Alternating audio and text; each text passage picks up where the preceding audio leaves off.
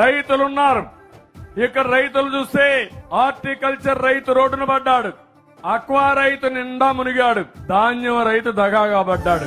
నింగి నేల కలయిక తల్లి ఎదలో కదలిక, తల్లి ఎదలో కదలిక మొదలయ్యే మొలకల వేడుక.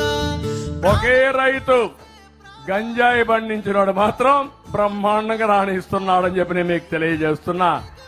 మండపేటలో గంజాయికి డిమాండ్ ఉంది, అవునా కాదా? ఆ గంజాయి తాగిన వాడికి భార్య పెళ్ళానికి కూడా వ్యత్యాసం తెలియదు తమ్ముళ్ళు. ఆ పరిస్థితి తీసుకొచ్చాడు.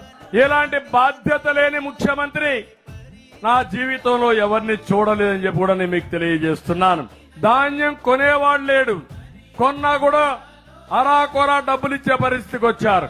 ఈ క్రాప్ అన్నారు, దగా చేశారు, గిట్టుబాటు ధర ఇవ్వడం లేదు, మధ్య దళారులదే రాజ్యం, ఇష్టానుసారంగా చేసే పరిస్థితికి వచ్చారు.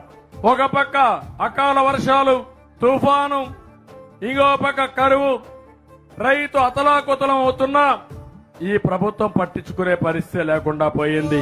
వేల ఏళ్ల చరితను తన పేరుల